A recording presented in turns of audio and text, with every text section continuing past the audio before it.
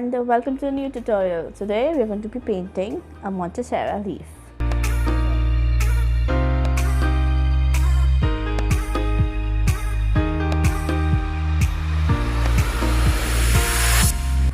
I'm going to add the link to the image in the caption below so you can download and use and sketch.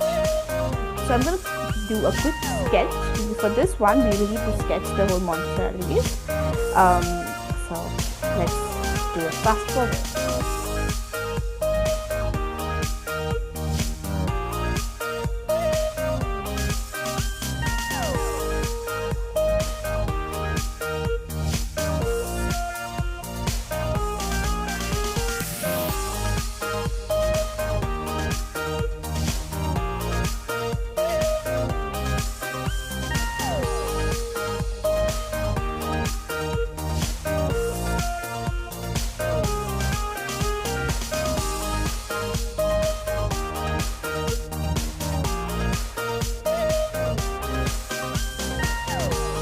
Now I've finished my sketching. So the drawing can be a little off according to you. Don't worry on trying to achieve exactly the same as the image. Just try to get the leaf, and remember to add these little holes in the leaf, because this leaf is called as a cheese leaf also, and hence these little holes are really important in this leaf. Alright, this is a very famous tropical leaf and one of my favorites. When you're painting this leaf also, and while you're painting, doing this kind of a leaf, it is also a good exercise for you to understand the shading, how to add different types of colors and two different types of color and achieve a good shading effect. Alright, so what I'm going to do is I'm going to start with wet on wet technique. As said, as always, we're going to wet some area of the leaf. If you are new to wet on wet technique, if you would see that there are different compartments, different sections in this leaf, so wet one section at a time and then work on it. Okay, don't go wetting the whole leaf and then once the paper dries it will start coming off. So I am using a 25% cotton paper. If you have 100% cotton paper, much better. But if not, 25% cotton paper also works fine for this first time exercise. I would definitely encourage you to go ahead and get 100% cotton paper and do the same, repeat the same kind of exercise. So for the colors that we're going to be using for this one is a sap green. Is a sap green color. One. Second is I'm going to mix the sap green with my with a I have an Indian yellow, so I'm going to be mixing it with an Indian yellow, so I would get this nice beautiful fresh light green color. And I'm going to mix the same sap green with a little phthalo blue, and here I'll get a little nice emerald or turquoise shaded color. This is going to be my light, medium shade and the darkest shade. Wherever I want to create some depth, I'll be using this. So for the base, I'm going to be starting off with this one. Please do make a lot of color when you're mixing a color. Make sure that you make so much color that it is enough for the whole leaf. Okay. So add the base. Apply the light color all over the space except leaving this circle area. I don't want to add any color over there.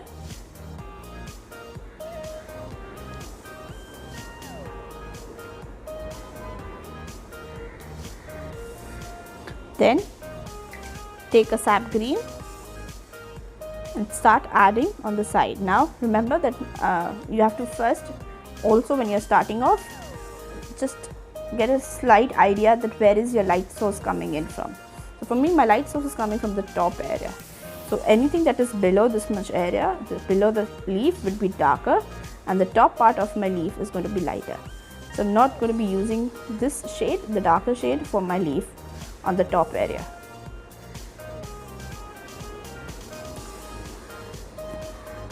So I'm using only sap green for this top one. Later I'm not going to be using any dark shade for this.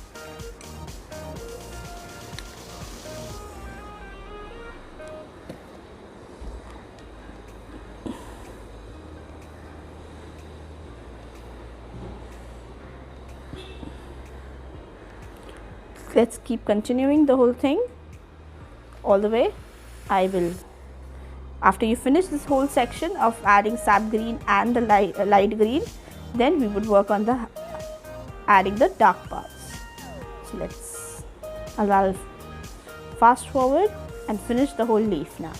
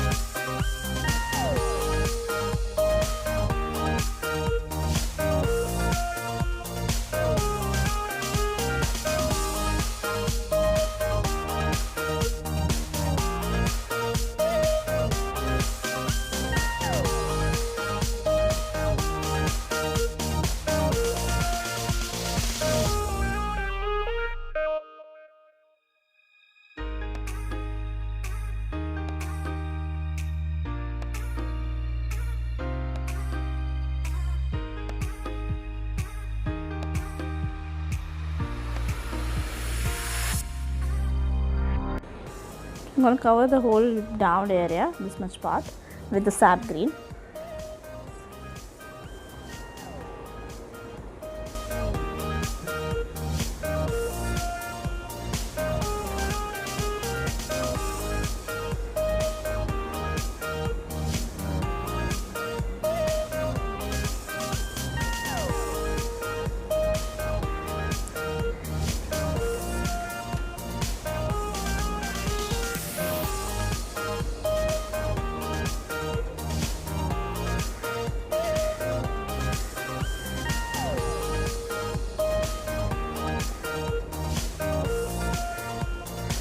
Ciao.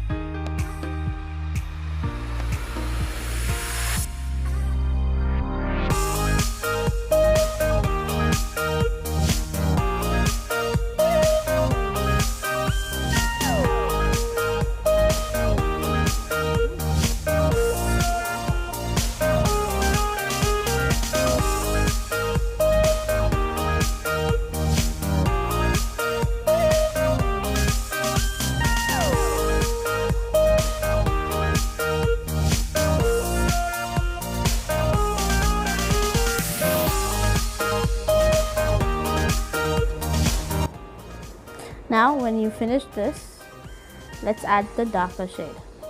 Okay.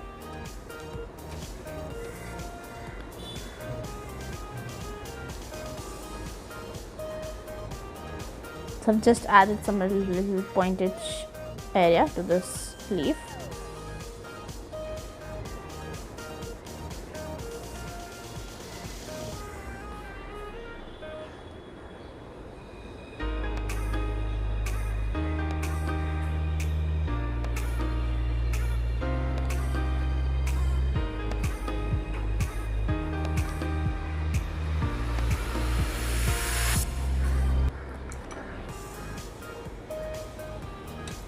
You can re-wet the surface if you feel your surface has dried, so just re-wet it.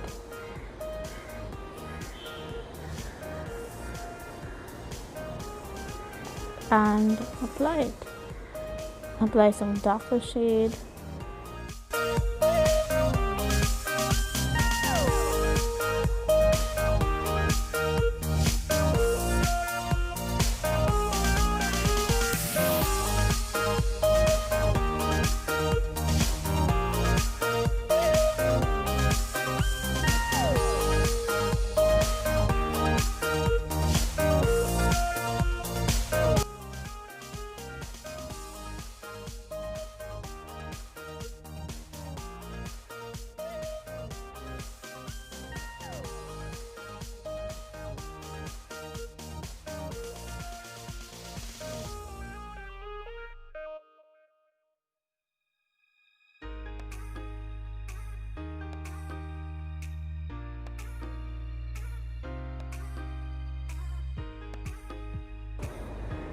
spread the color that you add to all the way up and down.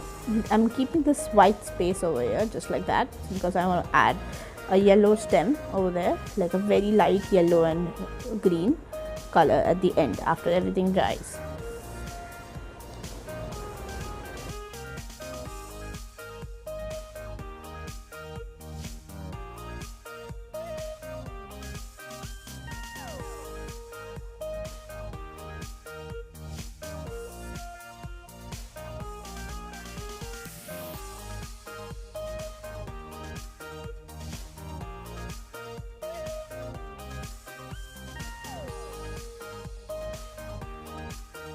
On the edge over here, on the corner areas of the top, I'm going to add some darker shade that flows into the veins. So after it dries, then we'll add the veins of the leaf, and wherever you've added this little nice cheese cutout, just add some darker shade below it and take a damp brush and blend it. I have a full basic series on how to do the blending on my YouTube channel, and I've linked them on the top right corner, so you can just go in and check and brush up your basics.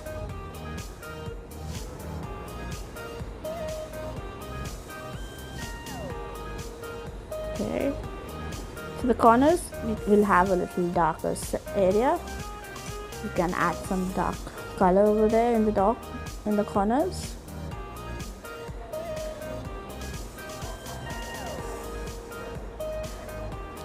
Okay.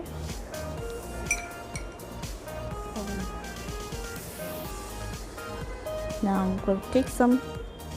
Now I want to add a little bit more of darker space over here, darker color over there. So I'm going to take some either gray or black color and mix it with my current green. That's the darkest green, and add some dark color over here.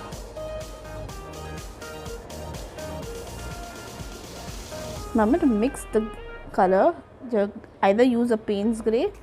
I have a Payne's grey that I really like to use. This is my Payne's grey color, which I'm mixing with my. I'm going to mix with this color. So make sure you mix it. Do not just directly use it. The Payne's grey. And that color I'm using on the sides. Okay. Over here to give more depth. So that's it. I'm going to wait for it to dry and then come back and then do the last veins. So now my leaf has dried. I'm going to take some really light green color that is lighter than this shade. I want to add more of yellow and make it more lighter. Okay, so it's kind of actually lighter than the above one. You can add as much yellow if you want to it. And use a lot of water when you are applying it to your leaf. Okay, so I'm going to color this middle section first. Remember to do this only after your whole leaf has dried, your paper has dried. Alright, then I'm going to take same color and extend it outwards. Make some veins. So also the other thing is the watercolor, after it dries, when you're applying it looks really dark, but once it dries it always becomes a little, at least 40 to 50% lighter. So you have to keep that in mind whenever you are applying these little strokes or color, especially when it is mixed with water. Okay, if you haven't mixed the color with water, if you're just taking direct pigment off the tube, or if you're just using a lot of pigment and very less water, then it won't dry 50% lighter and you won't get that nice transparent effect of watercolor that we look for. Okay, now I have added all the colors that I needed. I think I am really happy with this. I'm going to add a little, And that's it. So I hope you guys enjoyed the class, the video, and I'll see you in the next tutorial. Don't forget to like, subscribe, and to click on the notification bell of our channel. I'll see you next week, guys. Ta-ta. Thank you and bye-bye.